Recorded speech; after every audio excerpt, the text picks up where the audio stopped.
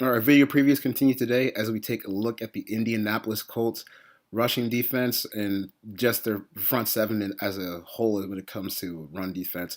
They were they were brutal last year. There's no real need to sugarcoat it. And the biggest issue they had in the front seven was David Perry. You can see right here, just getting manhandled. And this was pretty much the story of his 2016 season.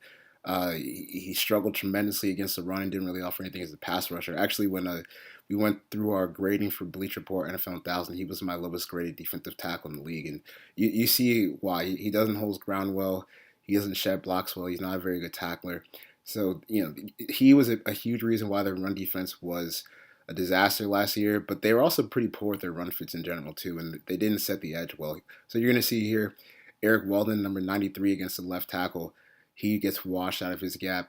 And then Antonio Morrison, the linebacker, he does a good job to fill against the center, but he still gets pushed back. And you're going to see here, we're going to rerun this a little bit manually.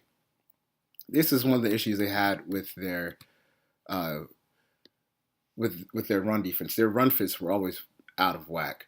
So you're going to see here, Clayton Geathers and David Perry they should take on the A and B gap to their sides. The red shows where they should go, the black shows where they ended up going. And you can just see how that affects the entire play.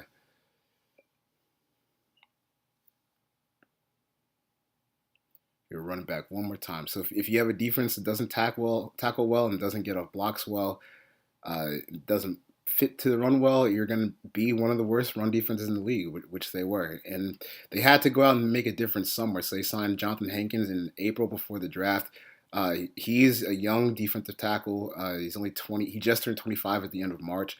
So this is a guy that's going to continue to keep getting better, and he's at his best when he's a nose tackle. When they signed Damon Harrison over from the Jets, he had to play a little bit more three technique, and I thought he was still fine in that role, but he wasn't as productive as he was as a nose. So this is going to be a good move for them, and they also signed Jabal Sheard from the Patriots, who's he's a pretty good edge setter in his own right, and I think that he's going to be a boost to what they have on the edge over Eric Walden last season.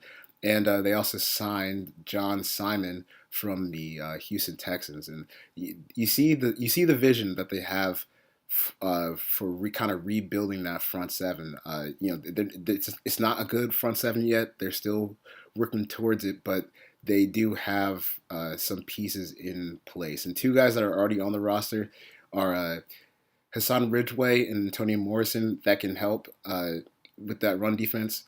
And another guy who really started off his career hot but has been hurt a few times is Henry Anderson from Stanford, who they drafted a few years ago. And you're going to see him here take on the tight end that's shuffling down on the edge, control both gaps, shed, and make the tackle. And they also added Terrell Basham from Ohio in the third round of the draft. And he has the athleticism, speed, effort that you want to see. And those are the guys that really help make or break a run defense. So I like where the Colts are headed. It's not even close to being a finished product, but there should be a nice improvement in that run defense, adding Hankins, of course, was a big free agent prize, and then John Simon, Jabal Sheard.